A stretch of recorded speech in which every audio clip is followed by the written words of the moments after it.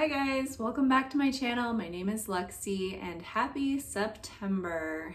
We have made it to September in the year 2020. That is an accomplishment. I just wanted to update you on my weight. So last Saturday I weighed in at 178.4. So I am down 1.7 pounds from the previous week. I was at 180.1 the week before. And as I mentioned in my last video, I was dealing with a kidney stone and just the water retention from that and my period and all of that. So I'm coming back down, and I'm also okay with being where I am because I've decided to shift from a goal weight to a goal range. So now that I'm moving into maintenance and, I've reached my goal weight a couple times, and this is kind of like moving into a lifelong journey for me, I have just decided that for my brain, that'll be much healthier for me to think of kind of a goal range than just a goal weight, because it's pretty much impossible to stay on one exact number when you think about just fluctuations in life and how it works with your weight and water weight and hormones and vacations and whatever it is. So instead of 175, which was my previous goal weight, and just as a reminder, I am 5'11". I am switching now to a goal range of the 170s. So when I weigh in, the last weigh-in of the week, whether that's a Friday or a Saturday, because, as I said, in maintenance, eventually I'm going to probably be alternating between fasting 3 days a week and fasting 2 days a week. So whatever my weight is after my last fast of the week, that will be the weight that I take into consideration. And if it's in the 170s, then I'm doing great. And, if I tip into the 180s, then I'll evaluate why that is. And it may just be that I came off of a vacation, or, that I'm about to start my period or something. And if that's the case, then we'll just keep going and it'll even out. But I feel like switching that in my brain will just really help me to feel like I am not obsessed with that number on the scale, because it was a little tricky, I think, after I had reached that goal weight, just to kind of reconcile that in my head. So I'm happy with that. And maybe that will help you once you reach that point. Maybe that'll help you kind of think of it in a more even, balanced way. But anyway, so yes, I still have the kidney stone. It's still there, still dealing with that. From listening to a lot of people, just based on the size that it is, it's a 6 millimeter stone. Either it's going to take a really long time to pass on its own, or I'm probably going to have to get it lasered, either, eliminated, or they'll just break it up into smaller pieces and I'll pass it. So I'm going to call the urologist this week and see what my options are and go from there. And I had some questions about this, and I figured that it would be a question because, it's natural that it would be. But does fasting cause kidney stones? From all that I can tell, no, I don't think so. And something that I think is really important to just say is that when it comes to fasting, it's a healthy thing for your body. It's very good for you. But fasting is not going to solve all of the problems that you had before you fasted. And fasting also doesn't cause all of the problems that you have after you start fasting. So I think that's a really important thing to say, because I think that when you're doing something that is a little bit outside the norm, you tend to hyper focus on, you know, defending it and whether it's good for you, and you worry about whether it's good for you, and that's totally normal. But here's the thing is that, you know, there are other things going on in our bodies that, you know, the fasting doesn't necessarily touch all of those processes. And also, like, I am in a group, the Delay Don't Deny Facebook group, that has about 300,000 people in it. And I have never seen a post pop up about people having kidney stones since I've joined. I did search for it, and there were posts that had, you know, happened in the past, but it's not like a regular thing that you see pop up. And you would think that if fasting caused kidney stones, you would see that pop up quite often, and I don't, because all of those people are fasting regularly, and you just don't see that. And so that's one thing. But then another thing you have to think is that I'm sure you know, like I know a lot of people who get kidney stones actually quite often, and they don't fast. And there's also a lot of people who fast who don't get them. And now I will say that there are some possible correlations, in the sense that if you don't hydrate enough, that can cause kidney stones, okay? I personally am terrible at hydrating. And when I say I'm terrible at hydrating, like, I mean I'm terrible at hydrating. When I am fasting, I just am not really thirsty. And so if I didn't make myself, I just honestly wouldn't drink at all. And I've done that before because, you know, you'll see videos about dry fasting and that there's benefits to it. And I think that there can be, and I think that it can be a good thing if you do it infrequently. But I was kind of getting into a rhythm where I was doing it maybe once or twice a week, where I would just like not drink at all. And even when I do, sometimes it'll be like between 1 and 2 cups a day. And that's just really not enough, especially when you're not eating, because you're not getting any, you know, hydration from your food either. So yeah, when I say that I don't drink enough water, like I really mean it.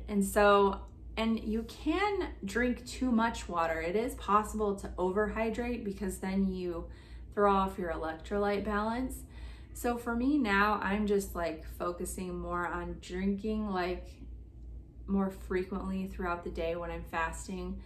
And then on my eating days, I add in apple cider vinegar and sometimes lemon to my water, and that also is supposed to help flush the kidneys out.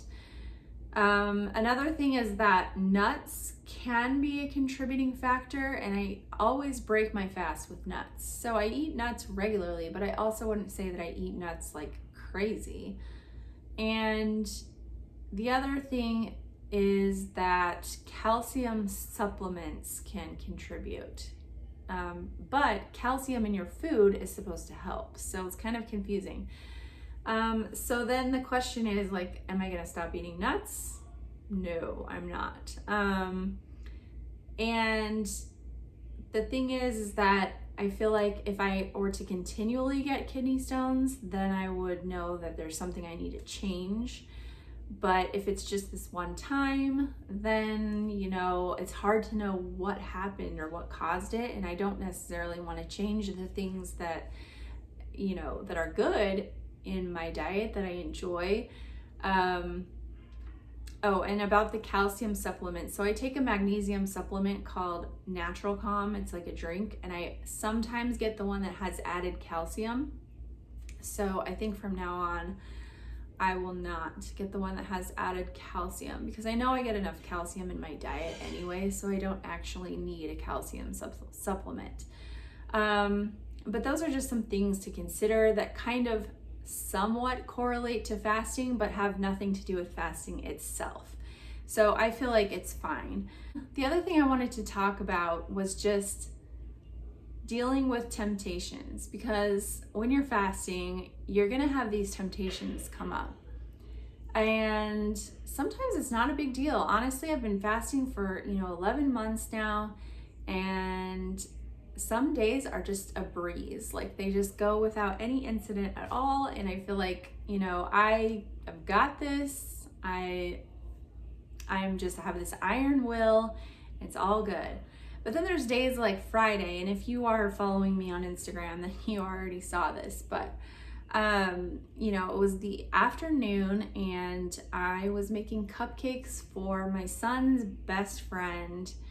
And so I was making some vanilla cupcakes, and there's just something about making frosting for me that when I'm making frosting, I just really want to, for one, I want to try it to see if it's good, but it's just, I love frosting, okay? I just do. It's super yummy. So it's really hard for me to make frosting and not lick the bowl or, try it. And so that was challenging. And then I was making enchiladas for dinner, and they're just, they smelled so good and they were so gooey and cheesy, and I just wanted one so bad. And then after that, a friend of mine came and dropped by and brought some chocolate chip cookies, and I could feel that they were still warm, and they were like the big ones. So, I like bigger cookies because they're a little more gooey on the inside, just like slightly underbaked.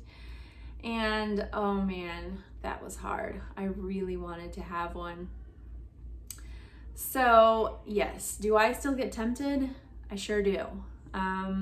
Not all the time, but sometimes it is really hard to resist.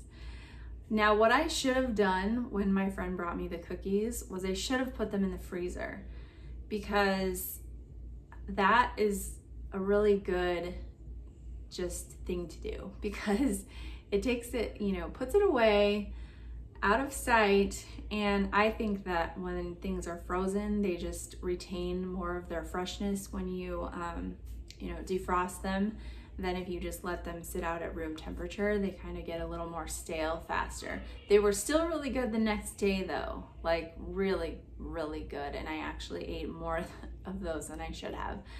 But all that to say is that the way that I deal with that is there's two things that could have happened.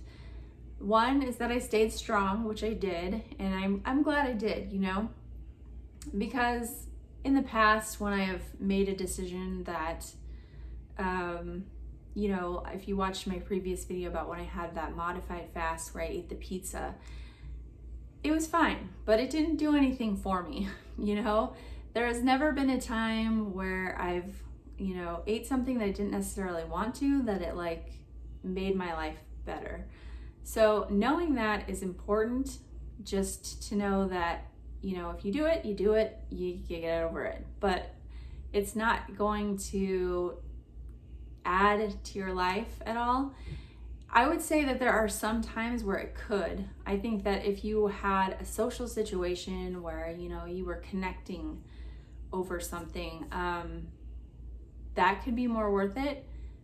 But when I'm by myself and I eat things, it just never really adds to my life. I hope that makes sense.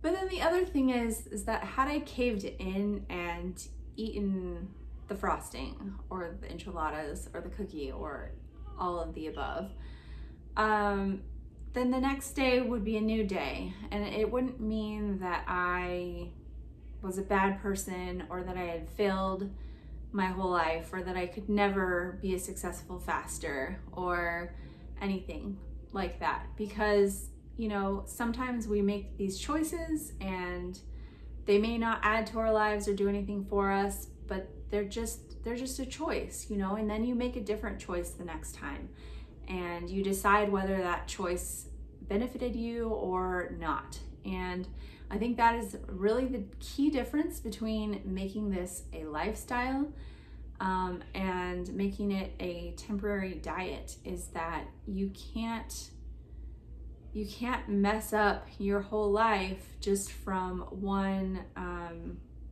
blip on the timeline, and I think that that's really important. So whether that helps you in resisting temptation or just letting yourself know that if you fall to it, It's okay. You don't have to make the same choice the next time.